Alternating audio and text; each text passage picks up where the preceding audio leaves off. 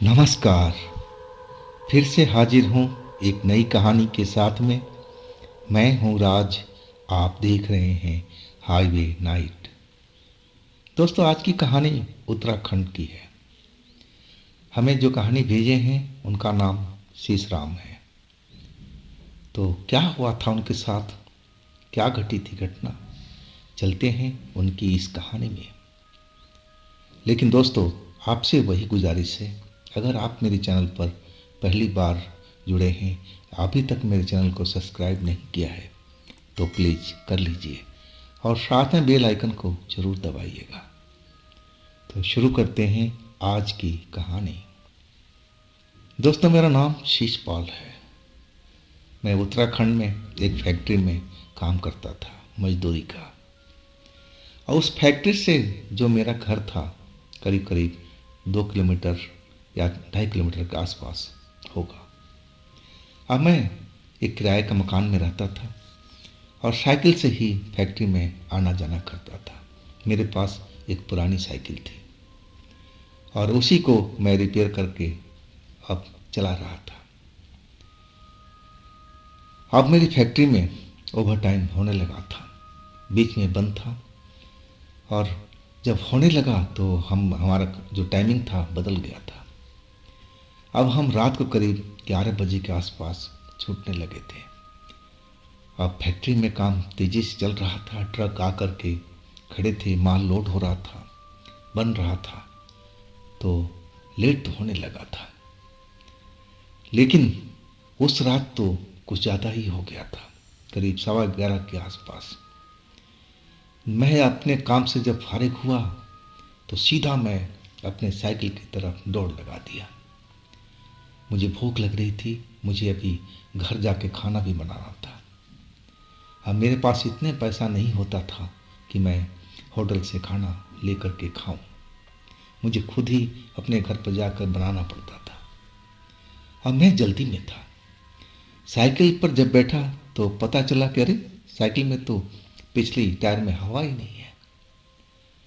लेकिन वहाँ पर इमरजेंसी के लिए पंप रखा जाता था साइकिल में हवा भरने के लिए, क्योंकि काफ़ी मजदूर जो थे वो साइकिल पर ही ड्यूटी करने के लिए आते थे। अब फैक्ट्री मालिक सुविधा के लिए एक हवा भरने वाला पंप भी रखे थे। अब जो मेरे साथी मजदूर थे, मेरे आसपास के थे, वो अपनी अपनी साइकिल लेकर के निकल गए। मुझसे पूछने लगे कि भाई शीशराम, लग रहा तेरी साइकिल पंचर हो गई है, चल मेरे साइकिल में बैठ जाए, चलना है तो। मैं कहने लगा नहीं नहीं, मैं हवा भर लूँगा ना। मुझे लग रहा है कि पंचर नहीं है, किसी ने जानबूझ करके मेरी हवा निकाली है, क्योंकि मेरे साथ में 2 बार ऐसा और हो चुका था। अब मुझे यही लगा कि मेरे साथ में किसी ने मजाक किया है। काश मैं उस साथी का अपना बात मान लेता, उसके साथ मैं चला जाता, तो ये घटना मेरे साथ कभी नहीं घटती। लेकिन मेरी किस्मत तो खराब थी। और आखिरकार मजदूर निकल चुके थे अपनी अपनी साइकिल लेकर के। अब स्टोर में चला गया था साइकिल का पंप लेने के लिए। लेकिन वहाँ पर जो गार्ड था कहीं गया हुआ था राउंड पर, ताला बंद था। अब मैं इंतज़ार करने लगा। अब जब आया तो 15 मिनट तो ऐसे ही बीत चुका था।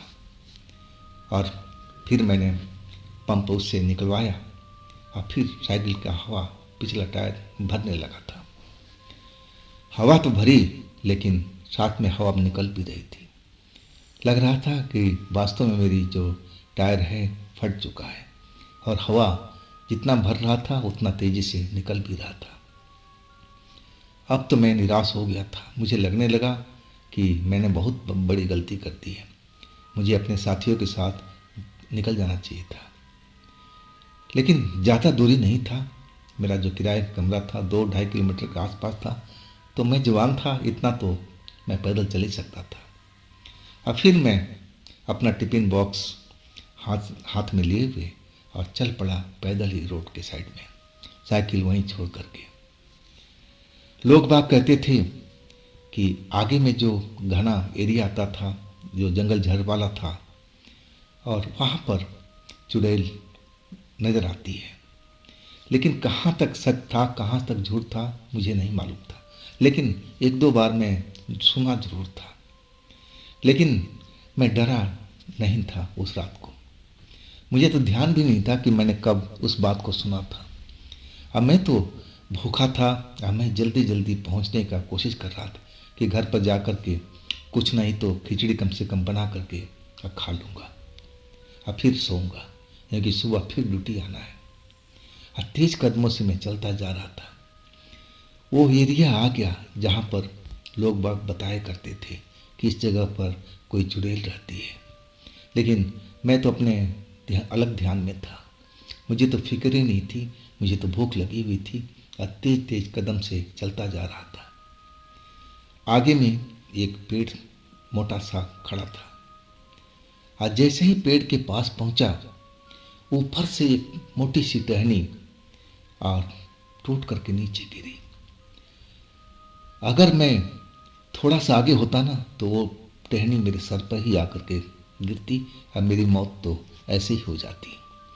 लेकिन भगवान का शुक्र था कि मैं बाल बाल बचा था। मैं देखने लगा कि ये टहनी हरी थी। सूखी लकड़ी होती तो अलग बात है, लेकिन ये हरी भरी टहनी अचानक कैसे ऊपर से गिरी। ना तो कोई आंधी चल रहा है, ना कोई तूफान चल रहा है, ना कोई बरसात हो रही है, तो ये कैसे हो सकता है। अब मैं उस पेड़ के ऊपर देखने लगा। जैसे ही देखा ना तो मुझे दो चमकती हुई आंख दिखाई दी। अब मैं उस आंख को देखने लगा कि आखिर ये आंख किसकी है, इस पेड़ के ऊपर में क्यों दिखाई दे रही है, वो भी चमकती हुई।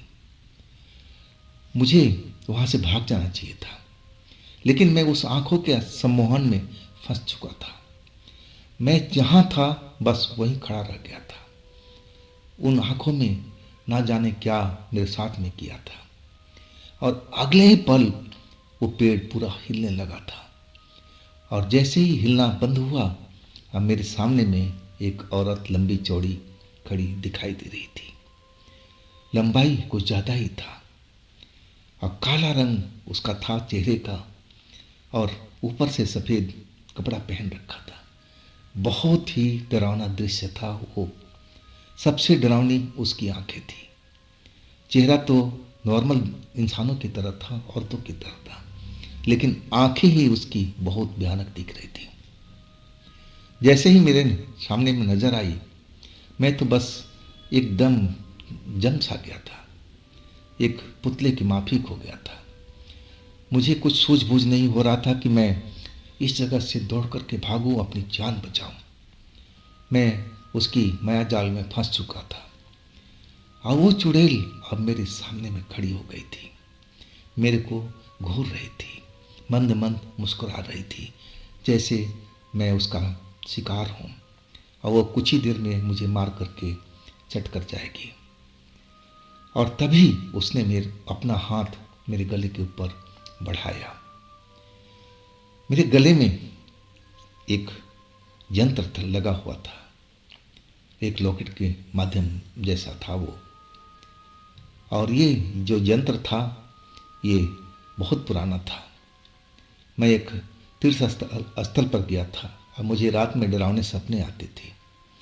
और मैं एक बाबा से अपना दुखड़ा सुनाया था, और तब उन्होंने ये यंत्र को बना के दिया था, ताबीज जैसा था, और बोले थे कि ये तो अपने गले में डाल कर रख, तुझे कभी भी बुरा सपना नहीं आएगा। और तब से ये मेरा गले में पड़ा हुआ था। और इसमें मुझे फ़ायदा भी था। वो जो डरावना सपना था जो मुझे दिखाई देता था वो अब आना बंद हो गया था। इसलिए मैं अपने गले में हमेशा धारण करके रखता था।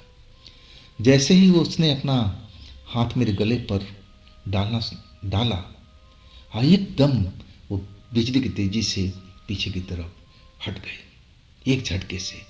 अब मेरी जो सम्मोहन उसने कर रखा था, मुझे मूर्ति की तरह बना रखा था, एक पुतले के माफी खड़ा था, अब मेरा जो सम्मोहन था वो टूट चुका था। अब मैं तो एकदम कांप गया था उसको देख करके, डर के मारे। मुझे लोगों की बात याद आने लगी कि सब बताते थे कि इस रोड पर ऐसी कोई औरत रहती थी। लेकिन मैं तो इस रोड से आता जाता रहता था, लेकिन अकेले नहीं, मेरे साथी मेरे साथ में चलते थे। जब आता था तब भी मेरे साथी साथ में होते थे मेरे कॉलोनी के, और जब मैं जाता था तो वो भी मेरे साथ जाया करते थे साइकिल के साथ में। तो ऐसा कुछ हादसा पहले कभी नहीं हुआ था। अब तो मैं उसको चुड़ैल को देख करके चीख पड़ा था, बचाओ बचाओ का खूब आवाज लगाने लगा था। लेकिन वो चुड़ैल पीछे हट चुकी थी, लेकिन वो अजीब आवाज कर रही थी। वो एक भारी आवाज था, गुस्से से भरा आवाज था। अब अपना हाथ पैर वो झटक रही थी, मुझे खान जाने वाली नजरों से देख रही थी। उसका बस नहीं चल रहा था कि मेरे गले पर हाथ डाले, वो मुझे टच करे। वो जो ताबीज मेरे गले में थी उसी का चमत्कार था, उसी की शक्ति थी। अब मैं भागना चाहता था आगे की तरफ, पीछे की तरफ, लेकिन वो चुड़ैल ने मुझे घेर करके रखा था। मैं आगे भागता, आगे खड़ी हो जाती, पीछे भागता तो सेकंडों में पीछे आ जाती थी।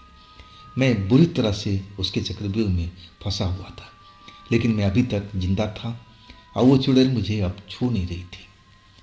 मुझे अब विश्वास हो गया था कि ये चुड़ैल ऐसे तो नहीं, लेकिन मुझे जरूर दौड़ा दौड़ा के मार देगी, मेरी मौत ऐसे ही हो जाएगी। लेकिन ईश्वर का चमत्कार ही कहा जाएगा। मेरी फैक्ट्री का एक सुपरवाइजर फोरमैन अपनी बाइक लेकर के वो इसी रोड से गुजर रहे थे। उनका भी आगे में चल करके एक अलग कॉलोनी थी और वहाँ पर उनका रिहाइश था, घर था। जब उनकी बाइक आसपास जब आवाज़ आने लगी तो मैं देखा पलट करके, लेकिन हेडलाइट तेज जल रही थी, रोशनी काफ़ी थी, आंखें चुधिया रही थी। लेकिन उन्होंने मुझे पहचान लिया और मुझे वहाँ पर खड़ा देख करके चौक से गए थे। अब भाई रोक दिए और वो मेरा नाम से वाकिफ नहीं थे, चेहरा से जरूर पहचानते थे। और वो कहने लगे, तुम यहाँ पर क्या कर रहे हो और तुम अकेले क्यों हो, तुम्हारा साइकिल कहाँ है? और मैं एक एक बात जल्दी से बताने लगा। मैं बार बार पीछे मुड़कर देख रहा था, वो चुड़ैल अभी भी खड़ी मुझे दिखाई दे रही थी, लेकिन जो मेरे सुपरवाइजर थे उनको क्या नजर नहीं आ रही थी? वो तो बिल्कुल आश्चर्य में नहीं डूबे थे, ना वो डरे थे। मैं कहने लगा, साहब ये चुड़ैल खड़ी है, आपको दिखाई नहीं दे रही है? अब वो कहने लगे, कहाँ है चुड़ैल, मुझे तो कोई नजर नहीं आ रही। क्या तुम्हारा दिमाग खराब हो गया है, तुम पागल हो गए? वो मुझे डांटने लगे थे। चलो आओ मेरे बाइक पर पीछे बैठो, मैं तुम्हें छोड़ देता हूँ तुम्हारी कॉलोनी तक। हाँ, मैं तो यही चाहता था कि वो मुझे बिठा ले और मैं उनके पीछे बैठ गया था। जब मुझे वो कॉलोनी के गेट के पास में छोड़े, मैं फिर हाथ जोड़ दिया उनसे। कहने लगा, साहब मैं बहुत मुसीबत में फंसा हुआ था, अगर आप नहीं आते उस वक्त में तो मेरी मौत तो ऐसे ही हो जाती। मैं सारा किस्सा उनको दोबारा से बताने लगा, वो भी कसम खा करके। अब जब मैं इतना बोलने लगा तब उनको शायद विश्वास हुआ था। अब फिर वो कहने लगे कि देखो, तुमने तो गलती किया था, जब तुम्हारे साथी बोल रहे थे तो तुम्हें उनके साथ चला जाना चाहिए था। मैं भी मान रहा था कि मेरे से बहुत बड़ी गलती हुई थी। अगर वो सुपरवाइज़र साहब उस वक़्त में अपनी बाइक लेकर नहीं आते तो मेरी मौत तो वो चुड़ैल तो ज़रूर नहीं मारती, वो तो मुझे अब छू भी नहीं पा रही थी, लेकिन मेरी मौत डर से ही हो जाती, क्योंकि मुझे उस जगह से वो भागने नहीं दे रही थी। जिधर भी जाता उधर चट्टान की तरह खड़ी हो जाती थी। डरावना दृश्य था और मैं बिल्कुल डर जाता था और मैं डर करके वहीं गिर जाता था। ऐसा मेरा हालत हुआ पड़ा था। तो दोस्तों, ये थी आज की कहानी। अगर आपके पास भी ऐसी कोई घटना है तो आप मुझे इंस्टाग्राम पर या मेरे व्हाट्सएप नंबर पर भेज सकते हैं। दोस्तों, ये भी चैनल आप ही का है, तो इसको भी अपना प्यार दीजिए ना, लाइक कीजिए, सब्सक्राइब कीजिए, शेयर कीजिए। और फिर हम मिलते हैं अगले रोज़ एक ऐसी ही घटना में। आप लोग अपना ख्याल रखिएगा। नमस्कार।